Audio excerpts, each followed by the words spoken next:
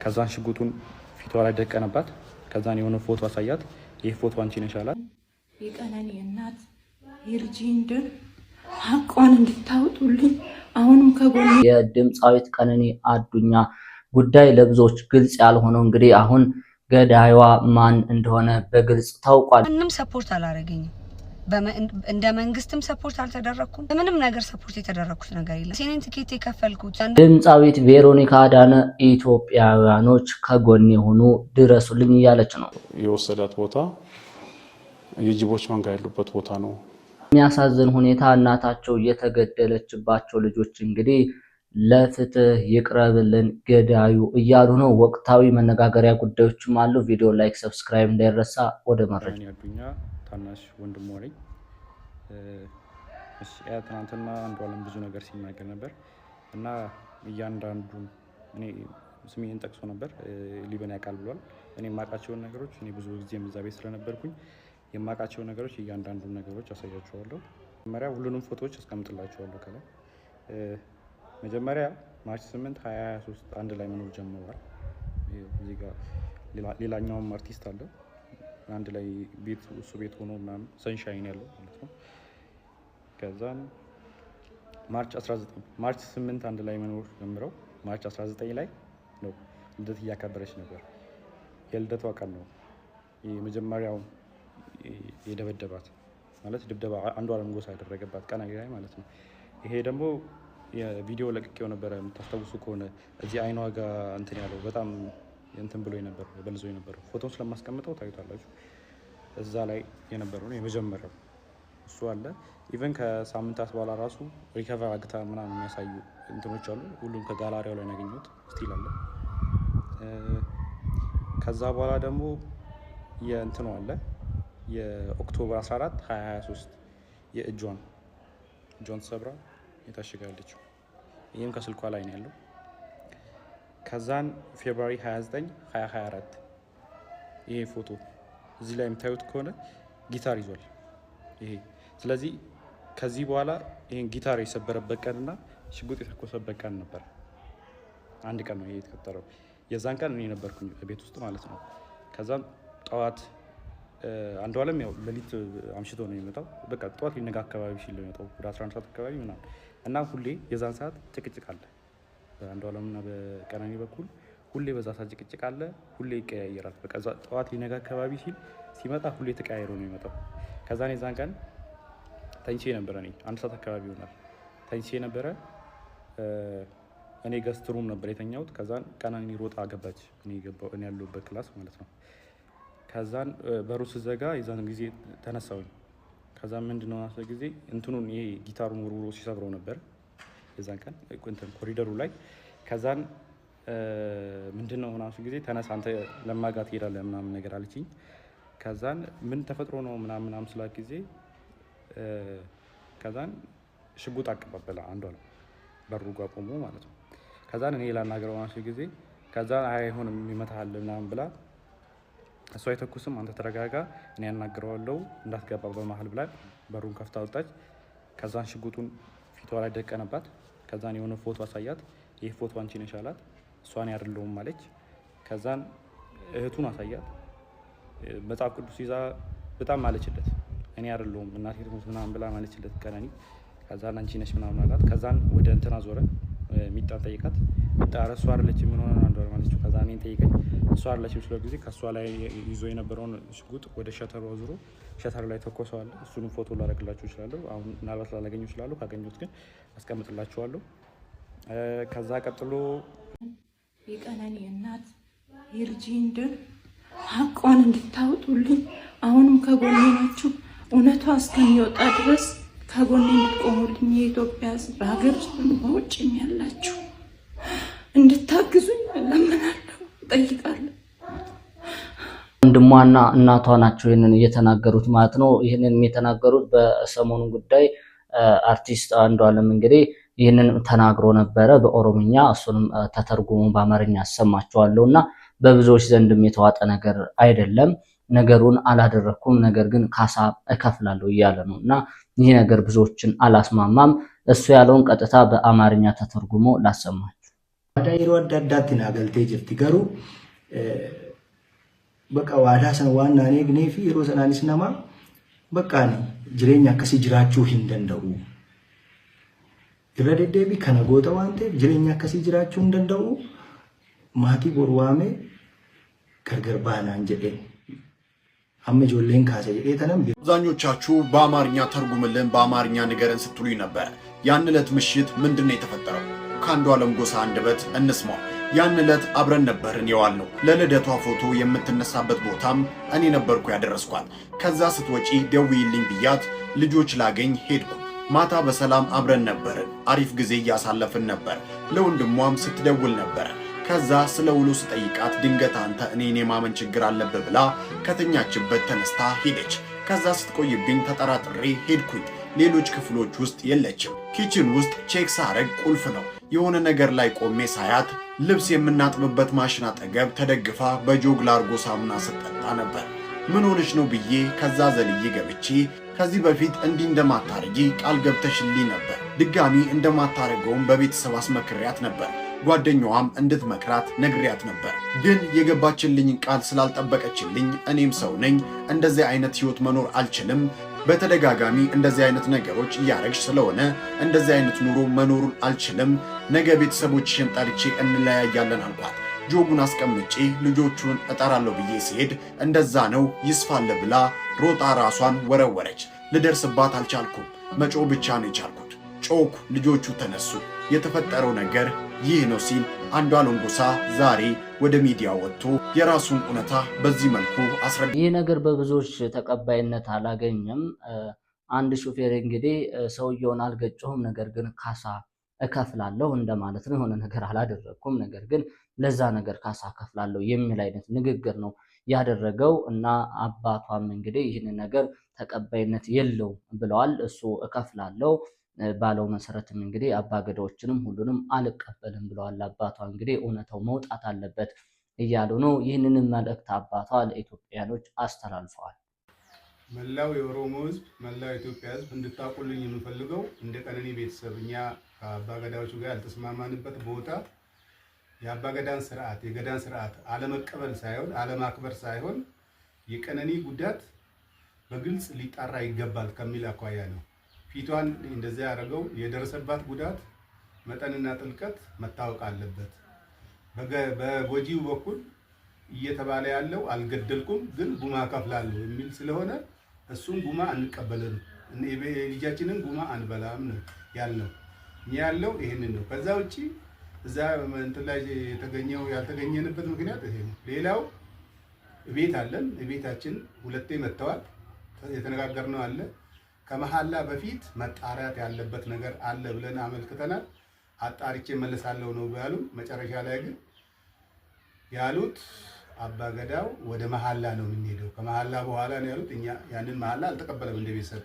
ይሄን እንድታውቁ እንፈልጋለን። በመጨረሻ ማለት የሚፈልገው መላው ውጪም ያላችሁ ውስጥም ያላችሁ ለቀነኒ ፍትህ ስትጠብቁ የነበሩ ኢትዮጵያውያን በሙሉ ከልብ የመነጨ ምስጋናችን።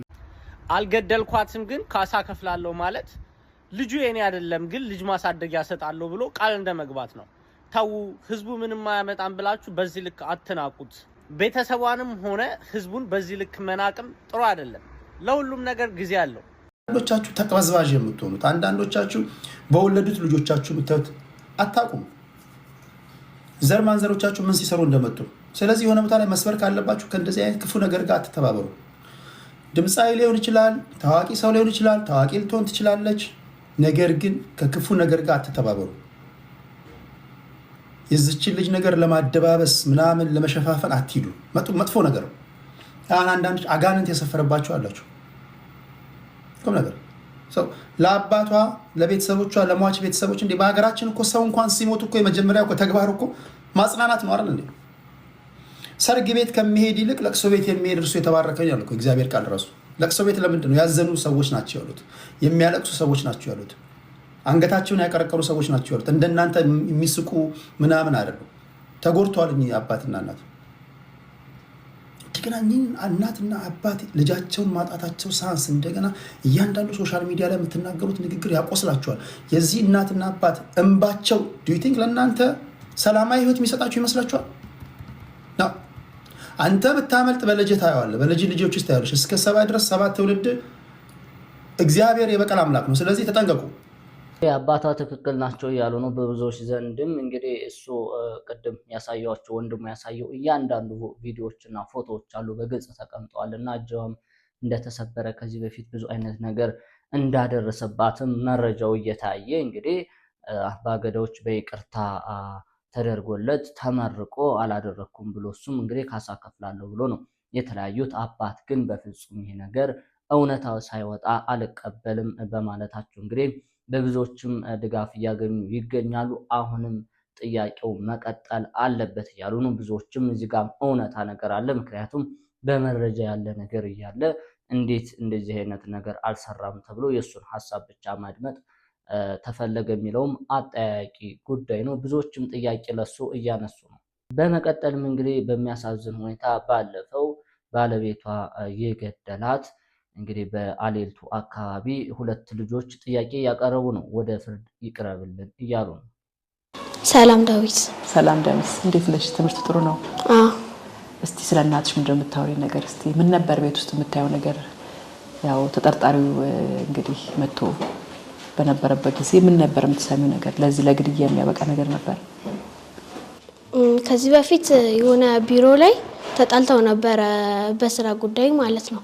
እና የሆነ ፌክ ስራ ስሪልኝ ብላት እሷ ደግሞ እኔ አልፈለገም ብላው ያኔ ተጣልተው ነበር።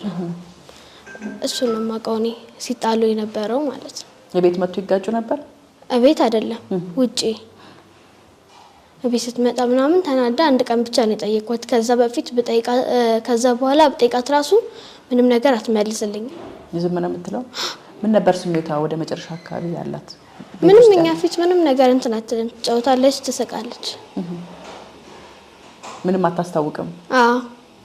ምንድነው መጨረሻ ላይ የተፈጠረው ነገር? አሁን ሰው ከሰውየው ባህሪ አንፃር ከምትሰሚው አንፃር ይሄ ነገር ያረጋብልሽ ታስቢ ነበር? አዎ። ትፈሪው ነበር? አዎ። በምን? ከዚህ በፊት ታሰሬ ነበረ ምናምን ብሎ እያወራ ስለነበረ ምናልባት ወንጀል ሰርቶ ከሆነ ምናምን ብዬ እፈራ ነበር። ተፈሪ ነበር? እንደዛ ይናገር ነበር ቤት ውስጥ? ጠረጥረው ነበረ ከዚህ በፊት ታሰሬ ነበር ስላለ ማለት ነው። ከዛ በኋላ እሷ ካለፈች በኋላ ስትሰሚ ምን ነበር የተሰማሽ ስሜት? ይሄ በጣም ነው ያዘንኩት። ምን ሆነች አሉሽ በኋላ ላይ? ከዛ ከስራ ስትመለስ በሽጉጥ ገሏት ሬሳው አንጅብ እንደበላው ምናምን ብቻ የሰማሁት ስለሰማሁት ማለት ነው። ሰፈር ውስጥ ሌላ ምንም ነገር አልሰማሁኝም። ደውላለች ነበር ስትቀድም? አዎ ሰኞ ጠዋት 12 ሰዓት ነው የወጣችው። ጠዋት 12 ሰዓትም እሱ ነው ያደረሳት ወደ አዲስ አበባ ማለት ነው። ከዛ ማታ ላይ ደውላ ነበር ከቆየው እራታችሁን ብሉ ምናምን ሰንዳፋ ደርሻለሁ አለችኝ። ከዛ በቃ እሷ እንጠብቃት ምናምን አለንና ከዛ እየጠበቅናት ነበረ። ከዛ ጠበቅናት ምናምን ቆየችና ስትቆይ በሩ ምናምን ከፈፍተን ከማታ ከመጣሽ ብለን ተኛን። የሳሎኑን በር ከፍተንላት ማለት ነው። ከዛ ጠዋትም ደግሞ ስነሳ አልመጣችም። ከዛ በኋላ ጠዋት ተነስቼ ምናምን ትምህርት ቤት ልሄድ ስል ጠዋት 12 ሰዓት ስለሆነ ወደ ቢሮ ወደ አዲስ አበባ የምትሄደው በጠዋት ቶሎ ለመውጣት ብላ እዛ አስፋልት አካባቢ የሆነች ጓደኛ ነበረቻት። እዛ ከዚህ በፊት ለስራ ምናምን እያለች ስለምትሄድ እዛ አድራ በጠዋት ሄዳ ነው ቢሆነው ብዬ ወደ ትምህርት ቤት ሄድኩኝ። ከዛ ከትምህርት ቤት ስመለስ ነው የሆነች ጎረቤታችን ነበረችና እሷ አስጠርታኝ ጓደኛዋ ጋር ተቀመጥን ማለት ነው። በር ተቆልፎ ከዛ ስልክ ምናምን መጠቀም አንችልም፣ ለሷ መደወል አንችልም፣ ለማንም ጋር እንዳንደውል ስልካችንን ወስደዋለች። እና ያኔ እነሱ አጎቶቼ ምናምን ሲመጡ ነው ያወኩት። ያው የወሰዳት ቦታ የጅቦች መንጋ ያሉበት ቦታ ነው። ሰዎች በአግባቡ የማይመላለሱበት ቦታ ነው። ጫካ ነው። ከተማው ድሬን የሚደረግበት በጣም ጥልቀት ያለው ዲሽ ነገር ቦይ ነገር አለ። እዛ ጋር ከደረሰ በኋላ ቀጥታ እንደተቀመጠች ከጎኑ በሽጉጥ ይመታታል። ከመታት በኋላ እዛ ትወድቃለች። ስትወድቅ ከዛ ጎትቶ ያወጣትና ቦይ ውስጥ ከቷት ሰዎች ምንድነው የጥይት ድምጽ ብሎ ሲወጡ እሱ መኪና አንስቶ ይበራል። ከዛ ሂድና አላልቶ ከደረሰ በኋላ መኪናው እምቢ ይለዋል። መኪናው እምቢ ስለው ጊዜ መኪናውንም ሽጉጡንም እያንዳንዱን ነገር እዛው ተስቶ ከዛ በፊት እንግዲህ ሰዎች ምን ሆኖ ነው የሰው እየተቸገረው ብሎ አንድ በአንድ መምጣት ይጀምራሉ ይላሉ። ከዛ በኋላ ያለው አሁን ይሄን የነገሯችሁ እዛ አካባቢ ያሉ ሰዎች ናቸው። እዛ አካባቢ ያሉ ሰዎች ናቸው። መረጃውን ይሄ መረጃ የወጣው መረጃው እዛ አካባቢ ያሉ ሰዎች ናቸው። ያዩ ሰዎች አሉ። ያዩ ሰዎች ናቸውና ሲያታት ሲጥላት ማንም አላየም። ማንም አላየም። ግን የሽጉጥ ድምፅ እዛው ነው የተሰማው። የተመታችው ግንባሯ ላይ ነው። ደሙም የፈሰሰው እዛው ስፖኪዮ። በጣም አሳዛኝ ጉዳይ ነው። እንግዲህ ባለቤቱ ከገደላት በኋላ ለጅብ እንድትበላ ነው ያደረጋት እና ህፃናት ልጆች ሚዲያ ላይ እየወጡ እንግዲህ ወደ ፍርድ ይቅረብልን እያሉ ነው። ነገሩም በጣም አሰቃቂ ነገር እየሆነ ነው ማለት ነው። በመቀጠልም አርቲስት ቬሮኒካ አዳነ ኢትዮጵያውያኖች ከጎኔ አልሆናችሁም ድረሱ እያለች ነው። ሌላው ዚኮም አዋርድ ላይ ሲሄድ ማንም ሰፖርት አላረገኝም። እንደ መንግስትም ሰፖርት አልተደረኩም። በምንም ነገር ሰፖርት የተደረኩት ነገር የለም። ሲኔን ትኬት የከፈልኩት አንዳንዱን ወጪዎች ራሴ ነው። ከዛም ተከፍሎኝ አይደለም ነው። ግን ሂጄ ግን ኢትዮጵያን አስጠርቼ ነው የመጣሁት። ከራሴ ነው ወጪ እያወጣው። በጣም ውድ ነው ታውቁታላችሁ። ምን ሁሉ ወጪ አውጥቼ ስመለስ ግን ኢትዮጵያን ያስተዋወቅኩት ሀገሬን ያስተዋወቅኩት። ቢቻል በጣም ሰፖርት መደረግ የነበረበት ጉዳይ ነበረ። ግን ኢትስ ኦኬ። እኔ አሁንም ገንዘብም ጥያቄ የለብኝም። የምንም እኔ ራሴን ችዬ መሄድ የምችል ሰው ነኝ። ኢትስ ኦኬ። ግን አሁን የምጠይቃችሁ እናንተ መጠየቅ እችላለሁ ወዳጆቼ ስለሆናችሁ። ሶ ቮት አድርጉኝ፣ ቮት አድርጉ ፕሊዝ፣ ገብታችሁ ቮት አድርጉ። ሌላ ደግሞ ቲክቶክ ላይ ብዙም እንዳድሩ ቪዲዮ ምናምን ስለማለቅ ነው መሰለኝ አይ ቲንክ ብዙም እየታየ አይደለም። ኮፒ ሊንክ ሼር አድርጉ ነው የሚባለው። ኮፒ ሊንክ ሼር አድርጉ። ላይክ ይሄ እንዴት ነው እንትኑ ቲክቶክ እንዲስተካከል ሶ እሱን አድርጉልኝ። ቮት ማድረጋችሁን አትርሱ። እንደሰማችሁት እንግዲህ ኢትዮጵያን ወክሎ በዓለም መድረክ ላይ ሲቀርቡ እንግዲህ ድጋፍ ያስፈልጋቸዋል ከመንግስትም ከህዝብም እና ከዚህ ውስጥ አንዷ እንግዲህ ከዚህ በፊት አርቲስት ቬሮኒካ አዳነ በምስራቅ አፍሪካ እንግዲህ ኢትዮጵያን ወክላ ስሟን አስጠርታ ነበር እና በጣም ደስ የሚል ነበር። አሁን ግን እንደ አፍሪካ ወክላ እንግዲህ ባላት ውድድር ላይ ኢትዮጵያኖች ምንም አይነት ድጋፍ እየተደረገልኝ አይደለም፣ ከመንግስት ምንም ትኩረት እየተሰጠኝ አይደለም ብላ በስጨት በሚል ነገር ነው የተናገረችው እና ብዙዎች ታዲያ የመንግስት ድጋፍ የህዝብ ድጋፍ በደንብ እየተሰራላቸው ማስታወቂያ ነው። ነገር ግን ሀገራችን ላይ እንደዚህ አይነት ነገር እየሌለ ስለሆነ ይህ ነገር ለምንድን ነው የምትረሱ በሚል እንግዲህ ጠንከር ባለ ሀሳብ ነው ብዙዎችን የሚያነጋገረ ነው። በመጨረሻም ኢቢኤስ ላይ የተፈጠረው የጥንዶቹ አሳፋሪ ምልልስ። ሶስተኛውና የመጨረሻው ጥያቄ ባለቤትሽ የማይወደው የሰው ባህሪ መሰረት የሚወደው ራሱ ያለ አይመስለኝም። ለምን እሱ ስለሽ እሱ ራሱ በቃ የሆነ ነጭናጫ ነገር ስለሆነ በሰው ስለሚበሳጭ ለምን እንደዛል? አይ የሆነ በቃ የሚያስደስትም ነገር ካረክሽለት ይነጫነጫል። የሆነ አመል አለበት ማራሻት። አይ የሆነ በቃ ስታስረጂው ቶሎ የሚቀበል ሰውና ደግሞ ያን ሰው የሆነ ነገር ስታሳዩ ፊሊንግ ምንም መልስ አይመስልም። አሁን የሆነ የሚያስቀይም ንግግር ብናገረው ዝም ነው የሚለው። ስለዚህ ምንም አይመስለውም። ምንም አይመስለውም። እና ከሰው ባህሪ የሚጠላው የለም ያለም አይመስለኝም። የሚወደው ነው የሌለው የሚጠላው ነው የሌለው። የሚወደውም የሚጠላው ያለ አይመስለኝም። ከሁሉም ጋር ተቀላቅሎ ስለሚኖር ከውሸታሙ ጋርም ውሸታም ነው። ለሰውም አብሮ እውነት ነው። እንደዚህ መናገር አይችልም። እንደሰማችሁት እንግዲህ ኢቢኤስ ላይ ተደጋጋሚ ነገሮች እንደዚህ ይፈጠራሉና አንዳንድ ጊዜ እንግዲህ የሚያወሩትን በሹክሹክታ በካሜራም እያስደገፉ እያሳያሉ ይበልጥ ለህብረተሰቡ ማለት ነውና የሆነ አንቂ ሀሳቦችም የተለየ ሀሳብ ሲፈጠር በቤተሰብ ዘንድ ማለት ነውና እዚህ ጋር የሚሰማችሁት ነገር የቤተሰብ አመልን ግልብጥ አድርጎ ሚዲያ ላይ መናገር ተመልሶ ችግር ብዙዎች ጋር ያመጣባቸው ይገኛልና ይህ ነገር ያወራችሁ እንግዲህ በብዙዎች ዘንድ ትችትን እያቀረበባት ይገኛል። ኢቢኤስም እንደዚህ አይነት ኢሹዎችን ይበልጥ በጉልህ እንዲታዩ ያው ለቪው አይደለ እያንዳንዱ ነገር የሰው ትኩረትና አቴንሽን ለመሳብ እንደዚህ አይነት ነገሮችን ያዘጋጀ ነው በተደጋጋሚ እና ሀሳብ ስጡበት። ለዛሬ የነበሩን ቪዲዮዎች እነዚህ ነበሩ። በቀጣይ በሌላ ቪዲዮ እስከምንገናኝ ቪዲዮ ላይክ፣ ሰብስክራይብ ማድረጋችሁ እንዳይረሳ። መልካም ጊዜ